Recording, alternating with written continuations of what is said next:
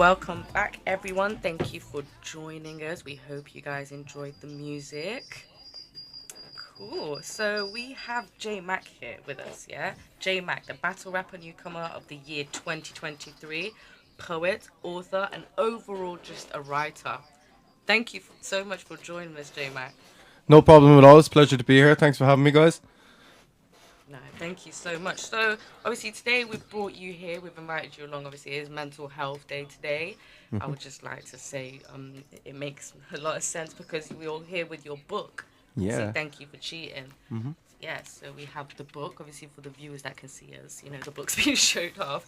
But, yeah, please tell us just about the book, the journey, what it's about. Yeah, definitely. Can you pass it to me for a sec? Just Yeah, of because, course. Sorry. no, you're fine, you're fine. So, to a lot of people, this might look like a pamphlet or a leaflet, but realistically, Yeah. there's about 4 years of my life in this book. And I guess it's just a linear journey of me being as honest as I can. It's not a book about my ex. She may be a character in it. It's more a book about the journey I had to take and how I transformed from being someone with super low self-esteem, someone who didn't rate himself basically all across the board, to somebody who is like, has all these different spinning plates. And yeah, man, it's just about the journey. And look, it took me 4 years, so if someone can pick this up and read it in 60 pages, they might be able to get through that process a little bit easier. Oh wow, yeah. Yeah, no, that's very impactful. And what like in regards to the poetry, because obviously with this book, as much as it's literature, it's also poetry as well. Correct. And with that, how did you get the idea of thinking, okay, I'm not just gonna write a true story. I'm gonna add some music to it, some art. Obviously, even Yeah. though writing is an art, by the way. Yeah, I mean, in regards to that, actually, I can't take all the credit for that because I had the book fleshed out into chapters, and it was actually a suggestion. Big up Alexa, it was one of my mates, one of my poetry community mates, who said, you have such impactful pieces and you have such impactful writing when it comes to like love and heartbreak and stuff. Why not integrate the two? And I was like, yo, that's a great idea. So yeah. And then what I did is I didn't have to write one new piece. All I had to do was go through my archives and I could find a piece that resonated with each opening chapter. Wow. So before you read each chapter, there's going to be a piece that that ties in very closely with what you expect from the next chapter. Okay. And bringing yourself to, because it's very vulnerable. Yeah. If you don't mind me saying, but Of course. you've literally laid out your emotions, the flaws, the goods and the bads, the ugly, if you want to say the good, bad, and ugly. Correct. Yeah. How, what made you think like, yeah, I'm ready? Because personally, for me to be able to in a book for anyone and everyone to read like my whole story and because everyone. We all have a story, and not everyone is willing to share it because it's very personal. How are you able to just break that and think, yeah? So I always have a saying for a long time now: if it helps one person, it was worth it. So like for anybody at home, like you know what I mean. If you have a story, you don't know how many people that can touch. And we all, we applaud the brave people at the end of the day who do, and we're like, oh, but that's in every one of us. Every single one of us has that power within us. It's just up to us to take it. And I kind of thought of it like this. I was like, what's the point, like, with just having pain? So what I said was, how do you convert that pain into purpose? Okay. And also that purpose into profit? Yeah. I refused to be cheated on, and because I wasn't the one who did the thing that was incorrect to do to a person. But often, when you go through something traumatic, whether it be directly cheating, anything, sometimes we feel like we're the person who almost caused it. Yeah. When in actual fact, you go out into the street and it's fine. Don't worry about that. Though. Something just dropped, by the way, just because I just realized people can't Sorry, see. guys, first time in the studio. But yeah, so no, yeah. I wrote it because if it helps one person, it was worth it, right? Yeah. Your story out there could save someone's life. Yeah, no, so definitely, at the end of the day, I don't care if like all my old school friends or a million people look at this and laugh at me and say, oh, he's crying about his ex, he's doing this, that, and the other. There's one guy out there, there's one girl out there, there's one whatever out there that's going to read this and it could save their life. Yeah, no, because going back to what you said about how we can feel as if like we're to blame, it is very easy for the person who's been cheated on, abused, or just treated badly to think like, oh my God, because why else would something like that happen? Yeah. Yeah, It's like they must have done that because it's me, my fault. And I think as a man as well, do you know what I mean? Unfortunately, I think in society it's more commonly accepted that men cheat on women. Yeah. But we don't know the stats. We don't know what actually happens. And I think as a man, it's very difficult to be vulnerable because masculinity, like positive masculinity, is not what we think it is a lot of the time. And I think it's important to break away from that mold. And because like I say, look, I'm very vulnerable in this as well. But people know me for other things too. Yeah. Do you know what I mean? I can battle rap and everything. So I just want to show that, yeah, I can stand up and be the man, but being the man means being vulnerable too. Yeah. It's not always about just the stereotypes, as you said. Exactly. But yeah, because I didn't want to say this, but I am going to, because as you said, the stereotype obviously like of men, but it's very like, I don't know if the word proud, but I give like, you know, round of applause to you as a man. Thank you. You know, writing this book, because it's very more typical than a female author to write about heartbreak and being cheated on and kind of, you know, the self-esteem issues that Mr. Mrnoliquor mentioned. But as a man to do that, I hope it goes out there to other men. Yeah. You know, like you don't, you know, as a man, like when, you know, you don't have to online or, you know, write stuff down, but just being able to be like, you know what, as a guy, it's okay to feel these emotions. Yeah. It's okay to feel hurt, to feel insecure, to feel defeated or whatever you did feel, you know, because I feel as if I've got two older brothers and, you know, having male friends, guys, I don't feel as if, like, you know, I'm more comfortable with showing emotion, especially just to, like, how females are. But no, definitely, I respect you loads for that. Thank you for that. And you know what? It breeds into toxic masculinity. That's when you ingest it all. If you keep everything... Like, I was an angry guy. Do you know what I mean? I didn't have an outlet. Now I'm one of the lucky ones. I'm absolutely blessed because I have so many outlets where I can just... But for a lot of men out there, they don't have that because they're putting too much into one thing that's not serving them. So what I would suggest, you know, if you're in a bad place right now, write down a list of 10 things. It could be the first one could be knitting, and just go through it and just find your passion, man, and just roll with it. I was gonna say, so for people who wouldn't understand, even like male or female dealing with mental health outlets, you know, what like could you break that down more so for the viewers who aren't sure, like, you know, to use different outlets to help themselves? Well, I mean, as a writer, my first suggestion would be to write. Yeah. If you want to learn about the world and other people, read. If you want to learn about yourself, write. You know, and like I have one document out of 70 documents on my phone where I've got 91,000 words there. That's 365 pages of, It's a library. of bars. Yeah. And some of them are silly, some of them are funny, some of them are battle rap typey, some of them are heartbreak. Do you know what I mean? And I have found out who I really am through writing and through going through the motions. Again, pain into purpose, purpose into profit. Yeah. No, I get that. Obviously, following on to, like, now yourself, obviously it has been about yourself, but how was writing this whole book and just, you know, just sitting down and finding the poems, as you said, you found poems. Yeah. How was that on your own, like, mind and mental health? How did that impact you, good and bad, or, you know, positive, or just... That's an interesting question, because this book it's not a linear... It's not a linear process, right? So, for example, there's one chapter called The Grieving Glow Up. And that's when, you know, when you break up with somebody, it's almost a competition to see who's better first. Okay. Do you know what I mean? Like who cares less that it's over, sort of a thing. And I call that the grieving glow up.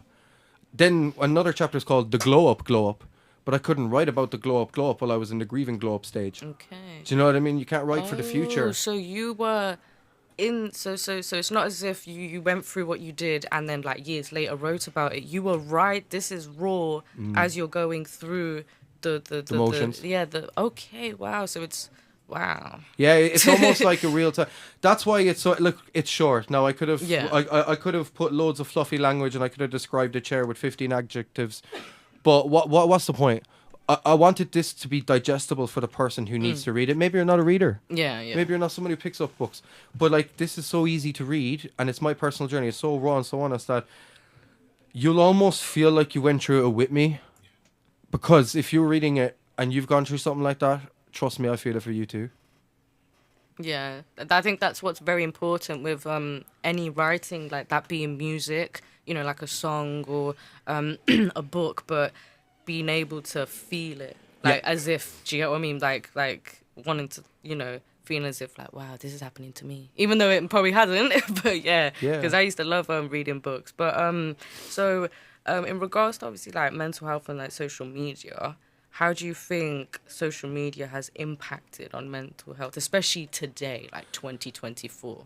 Yeah, I mean, look, there's pros and cons. I mean, I wouldn't be here without social media. Yeah. That's the first thing. So let's start with the pros. Yeah, definitely. Just the opportunity to network. Like, you know, shout out to Valerie Lorraine. Shout out to Cynical Insomniac and all the Misfits. I'll be JC. These are all different programs and platforms that I have had the honor of being a part of. And they're in different places all over the world. I've managed to connect with more like-minded people because of social media. A lot of my friends I grew up with because we had common interests at that point, and they happened to be geographically where I was. Okay. So that's the positive thing. The negative side of it, I think, is that we probably do spend too much time on social media.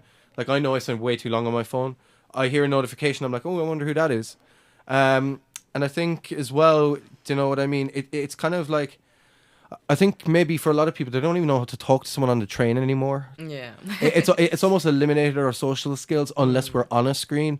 And I think people getting validation from social media as well is it can be very bad for you, because like I've gone down that route before where, you know, when you're not feeling good about yourself, you put up a post and then you don't get the likes you want and you're like, oh, you know, nobody loves me. No, when in reality it could just be the algorithm or anything. But yeah, so never ever put your self-worth in social media is what I would say. I think that highlights a lot, especially like in today's day. Yep, 100%. Yeah. No, because just obviously being a female, just having friends, you know, you like, I've seen it where, you know, they'll send me photos, which one to post, you pick the nice one, whichever, and then it's like, when you're just on FaceTime just talking, it's like, oh my gosh, it's not hit 20, it's not hit 50, like it's not hit 100, the comments, and that can really get to you. Do you get what I mean? Because then when you do start posting, and then when you next time post, you do have that expectations like, I need to hit at least 100. Yeah, definitely. You know, because if you're getting 100 before on and you're seeing other people that post similar content to you. But yeah, you're right. It is I think as well the need to create content is another thing, because to stay good with the algorithm, you've got to consistently post content. But what about if I don't feel like posting content? Is it not authentic then? Which is why personally TikTok isn't for me, because if I have to post 3 times a day, but I only post when I feel like posting. That's why Instagram is my home. Follow me on Instagram, Jmac O'Connell. That's what it's all about. But no, yeah, definitely. And it's getting to the point where I've noticed people are doing like a whole week's worth of content in one day. Yeah. You know? And it's like, that is crazy, you know. Sorry, we're getting off mental health, but that is just crazy. I just wanted to ask as well, what was the most challenging part of writing about mental health? Like, you know, your story, especially now we know that you were writing it while you were going through everything. Yeah. What was the most hardest part or chapter for the viewers? Do you know what it is? It's such a random, but yet a perfect collection, the way it all worked out. Some of them were poems that I wrote ages ago. Like I could, if I could find the dates, it's just so kind of random. Some of them I just put headings, like red flags as one of the chapters, and I knew that I would be speaking about red flags afterwards. Yeah. But yeah, just writing it. Look, I think the hard part was really sitting there and going through my memory and actually having to write down the conversations that me and her had at certain points that really hurt me. Yeah. Because they don't have the impact anymore, obviously. Do you know what I mean? It's second nature to me now. I almost laugh at it, you know, because it's caused so many positive things for me. But like writing down your own story and your own pain, it can be very, very hard to do that, because you have to go back. Yeah. And sometimes you don't want to go back, but I don't agree with that. I think the best thing you can do is sit with the pain, learn to embrace it, and before you know it, you'll be laughing. Yeah, no, definitely. But so for obviously people out there, it's very important to let it out. Yep. Yeah. You know, even if it's not to other people, but just whatever you're going through. You know, I think you highlighted that part. But no, thank you. It must have been very difficult. I can't imagine doing that without being locked away and feeling very low. But no, I give it to you. All right. So last question. In your opinion, what are some biggest misconceptions or just misconception about mental health today? I think that probably that 80 to 90% of us don't go through it on a daily basis. And I think as well, you know, when people say, "Oh, I've healed," like you can only say that to a certain extent because it's difficult to say I've healed because there are so many things life is going to throw at you. So I think the biggest misconception with mental health is that you're always going to be fully okay with something that's happened in the past. Yeah. I think more so you just have to understand that life doesn't happen to you, it happens for you. You can take every opportunity that's given to you, whether it's ugly or whether it's like turn something ugly into something beautiful. Like it's great to get something that's perfect, something that works, something that's beautiful at the start. But how much more beautiful is to take something? So in terms of misconceptions, I think the biggest misconception is that mental health is like a stigma or a negative thing. You know, some of the greatest minds out there have ADHD, have, you know, or are autistic, you know, and I mean, suffer really badly with mental health, you know. Some of the greatest inventors, some of the greatest people throughout history, they had a lot of mental health problems. So I think find your lane and have some passion about it. And remember who you are. Yeah. Remember your inner child. What would they want now? Yeah. No, most definitely. No, I get that, man. Yes. So here we have the poem Bread by Jmac. Let's all take in a listen. I wonder if bread ever gets insecure about whether it's thick or thin.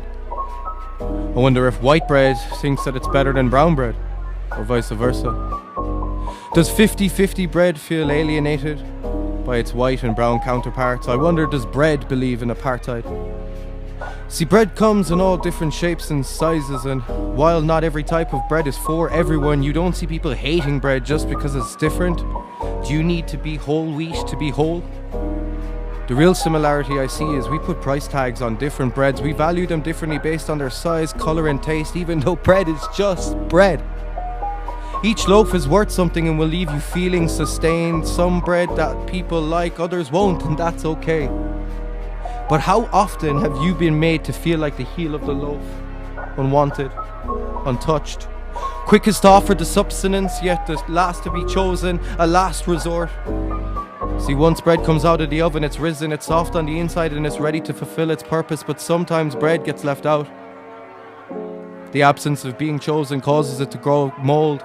It becomes hard and can no longer offer that same substance. Rather, it will leave you with a bitter taste in your mouth and make you sick to your stomach. You see, bread needs to be kneaded. Do you need to be kneaded? But you don't have a sell-by date. It's too early in your journey to tell your fate. Through this change, you will coin a return of investment. You just got to sign the dotted line to invest the time and check it. So the bread is there. Just focus on your dough, stack it and bag it. Rise when they turn up the heat. Just don't be sourdough. Go get it and find your purpose, because I promise you have barely scratched the surface. Bread. Wow. No, yeah, that was really good. Sourdough. Thank you so much for that. I just love how he turned in like bread, like something as simple as bread, so deep. What do you think, Mr. Mrnoliquor? What do you think of that? I really like that. Yeah. Yeah. Very quality poetry. Thank you, guys. No, it was very, very creative. So from your point of view, bread, it seemed like bread could have been anyone, but while you were writing this, was there anyone that you had in mind that was bread, like yourself or a friend or an ex-person, like anything? It's everyone I've met throughout my life. Yeah. I've looked at people and I've thought, wow, you're beautiful. Yeah. And then I've talked to them and she's like, oh, you know, I'm too skinny or I'm too big. And then they would almost be jealous of each other. And then, you know, just culture, you know what I mean? Whatever color you are doesn't dictate, like, you know, who you are as a person. No. And I think, you know, we have shackles throughout society. We've been shackled with what we look like and all of that, when really we're all just just risen from, you know, from the fields. Do you know what I mean? The same as bread. You know what I mean? Yeah. It's pretty easy. And somebody challenged me to write about something, like, and I was like, they said, I said I could write about anything. They said, write about bread. I said, okay, cool. I just can't. I just looked at the bread. It was 50-50 King's Mill. I was like, oh yeah, okay. There's a little something working up here. Nah, but thank you so much. That was a great poem. Obviously we'll move along to the next one if that's okay. Yeah. Yeah, let's go. I'm ready. Tell us a little bit about this one. Yeah, we have Stories of Your Skin. Can you give us a little brief on this?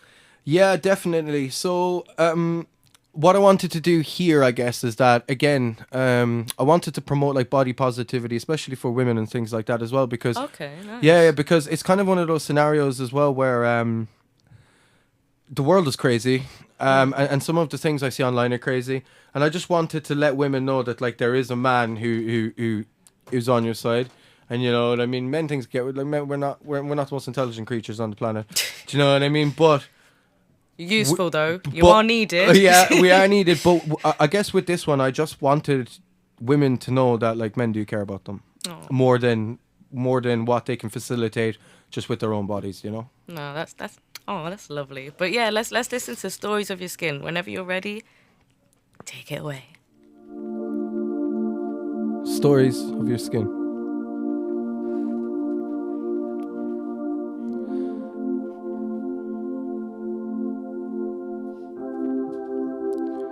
Allow me to surmise one of the greatest stories ever told. The perfect aesthetic that is the female form. Do me a favor. I want you to close your eyes and picture the perfect body. Did you picture yours? If not, please remember these words. Every inch of you is a certificate of authenticity that you have certainly earned. Many changes to your body have been made, yet you are still here today, and that shows me you are so strong. Times you changed your hair color because of the painful memories that you associated with the old ones. Yet through all those tangled moments and knots, through times that you felt that you were not enough, even beneath all the mess, your true colors shine through your roots, even when you felt like you couldn't go on. I adore those inquisitive lines formed on your forehead from times of surprise and eyebrows raised. Stimulate my mind with every question that your wondrous brain has ever made, even if you never found the answers. Maybe if we compare notes, we could find them together. I like the idea of these lines of mine residing on your mind forever. Let me explore the wonder behind those lightning-struck eyes. May I kiss each cheek for every single tear you've ever cried. Mascara may smudge and fade, so you'll reapply with pencil. But one thing that could never fade is my belief in your potential. Place your head to mine as my hands rest gently just underneath your neck, at the side of your ears, and let your coldest moments melt away into estuaries of empathy with an Eskimo kiss. I invite your lips to guide me to tell you the truth. Please never feel the need to bite your tongue. You can communicate your needs to me without fear of judgment, because you are not too much, my love. Permit me to alleviate some of the weight that you have been carrying on your shoulders. You know, those ones that you had to cover up in school when you were young because society shamed you into feeling blame, but please, never know that that was never your onus.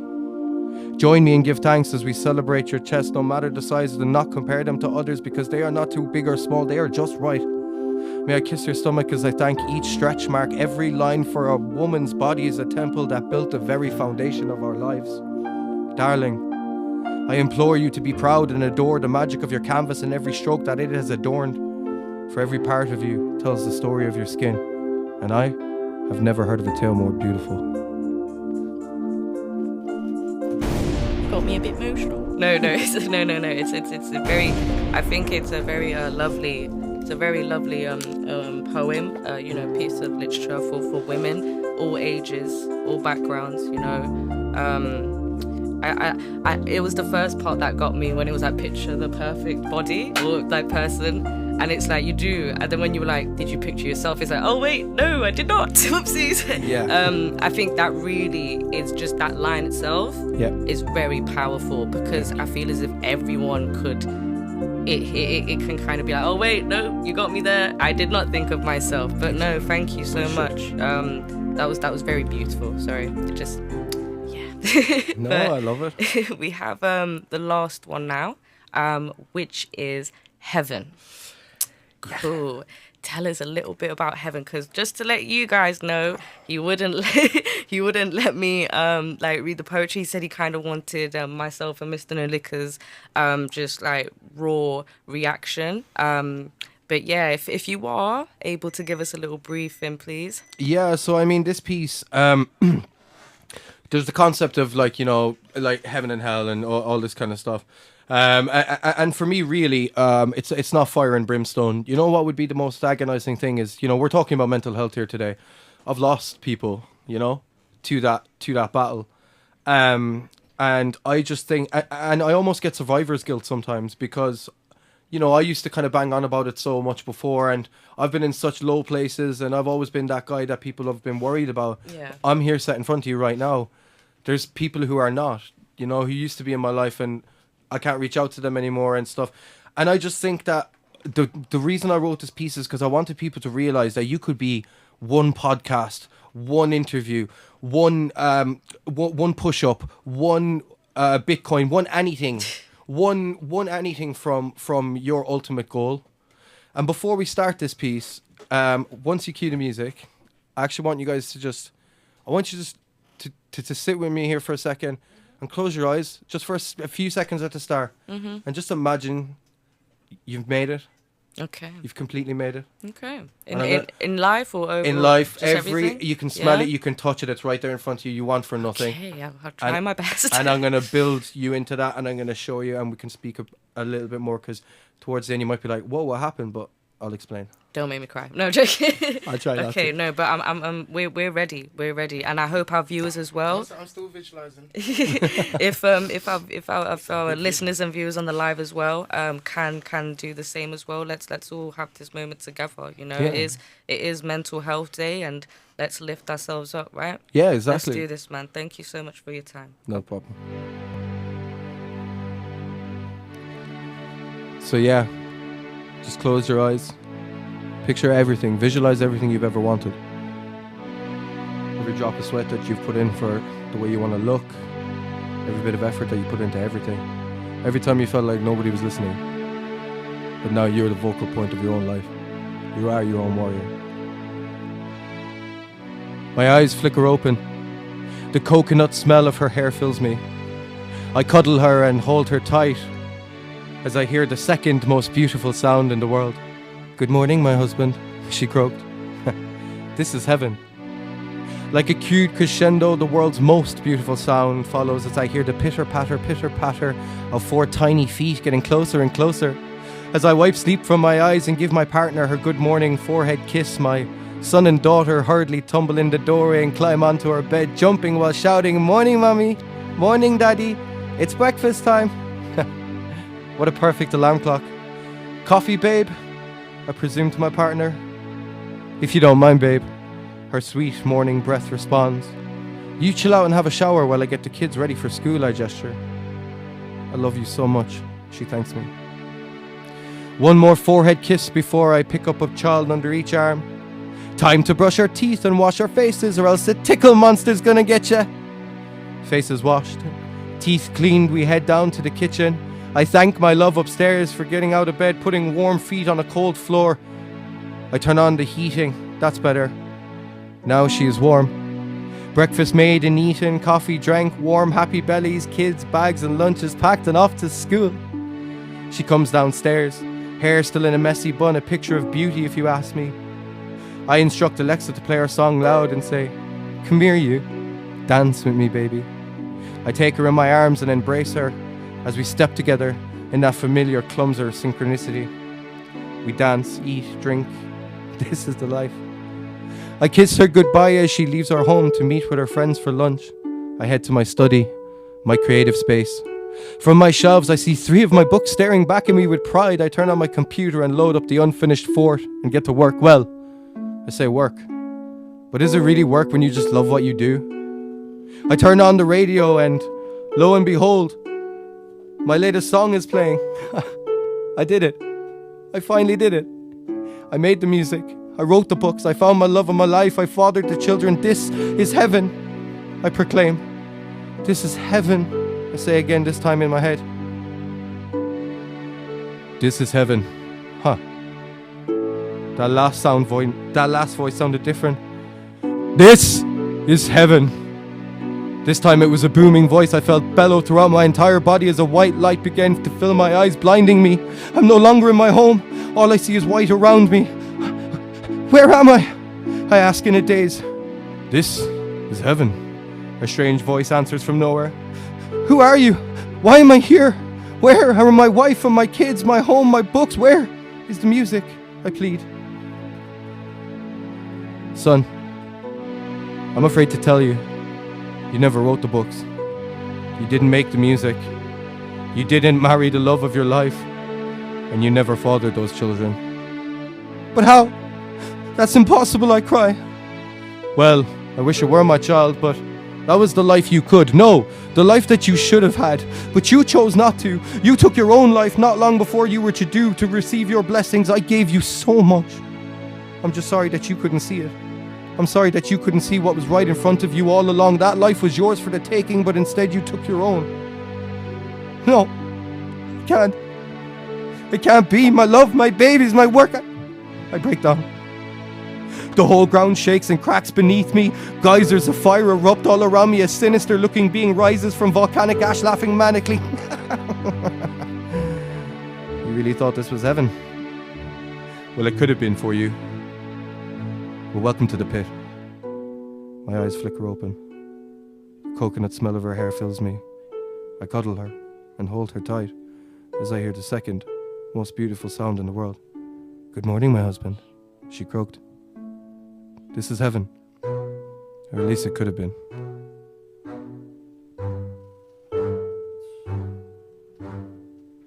Sorry, I nearly didn't realise you finished. You know, that was... Wow. Excuse me, wow, no, that really... You know, like when you're a child and it's story time and it's like you're just lost in the story. That's how it felt. But yeah, it was a twist. There was a twist there, which was very like surprising. Yeah. Can I ask? Is this poem? Does it is it about the person in your book? No, this is more like I say. I wanted to kind of people visualize heaven and hell as angels playing harps and all that kind of stuff, and then fire and brimstone. But really, I think heaven is on earth if you allow yourself to have it. Like paradise is here. It's available. In the faces of your nieces and nephews, your children, your loved ones. Do you know what I mean? So for me, what's hell? Well, hell is knowing that I gave up on myself before I could get that. Yeah. Do you know what I mean? So I really wanted to just paint a picture and show you guys what my version of a perfect life is. Okay, yeah. But then can you imagine? But then what it is the version of hell is watching your life on a loop, knowing that you didn't make it that far because you stopped just before you were due to gain your blessings. They're there. You just got to go pick it up. So the poem's not obviously not about literal afterlife. We're talking about more metaphorical. having heaven and hell today with us, which I think you putting it like that makes so much sense and has opened my eyes as you said, we can have heaven with us, or as you said, you can be in hell and on a loop stuck, like and I think not fulfilling. Imagine if every skill and goal and ambition you had was set around you at your deathbed. Every skill that you haven't honed or refined yet. Imagine if they said, we chose you did nothing with us. Do you know what I mean? So go get it, man. No, man, Create paradise. Say hats off to you, man. Yeah. Seriously, it's hats off, man. Yeah. That was a very powerful, it nearly brought grown man to tears. Thank you, brother. I mean that sincerely. I know you do. Thank you, man. I appreciate you coming here and sharing that with us. I really do. Yeah, just rest in peace to all of those who have gone, who we've lost far too early. And to anybody who's out there thinking about, whatever, I don't care if it's me, call somebody. You know what I mean? I'll pick up the phone, if someone cares. Like, just don't do that to yourself, man, because we need you here. Yeah, it's important. And there is always getting emotional. No, there's always it's always right to reach out to someone, even if you know them or don't know them. Even like online, there's so many websites you can text, call, chat. Obviously, they're not gonna be the best. Obviously, they might not be as understanding as you want, but they will listen to you. You should always have someone to listen to, even if it's like you go in your notes and you start ranting. But yeah, thank you so much. Obviously, I'd love to keep you here all day, but I understand you need to go and we need to make a close of the OTR show. But once again, this is Jmac, and please make sure to, just get the book, follow his journey. He actually, the two first poems, they were teasers, so they will be out soon. But yeah. Queen Liberati says it matters so much. And Oh also yeah, goes, sorry. On the "Thank live, on our Instagram live, we've got the viewers, and they're agreeing as well, saying it does matter. But please share. You know, the where everyone can find you. You know what I mean? Yeah, man. Yeah, so if you want to support me on this journey, and you know, from the people, from whether you're a day one or whether you're just coming on board now, I just want to thank you for being a part of the journey. I was one of those people who nearly didn't make it, and as a result, I've managed to become a creator. And you know, if you resonate with what I've said or anything like that, you can find the book "Thank You for Cheating," which is available on Amazon. You just type in "Thank You for Cheating" book, and it's the first result. I'd also appreciate if people could leave a review as well.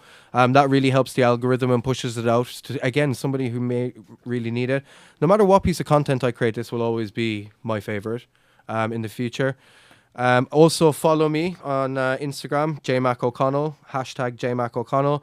I'm a millennial, so I don't actually know how everything actually works. So I just stay on Instagram because that's my safe place. So if you want to find me and you want to follow the journey, recently, a lot of my content was actually taken and I can't access it anymore. So I will be starting fresh Spotify pages, fresh YouTube pages. So if you guys could help me get that back, somebody done me dirty. I won't get into that. This is a positive thing. I am starting from fresh all over again. Of course, you can check out Off the Record as well. My freestyle on there, which I still see the views being run up on that. So listen, I just appreciate and love to everybody. And yeah, look, send me a DM, reach out. You know what I mean? I'm not bougie like that. Do you know what I mean? I'll reply, and yeah, that's me, man.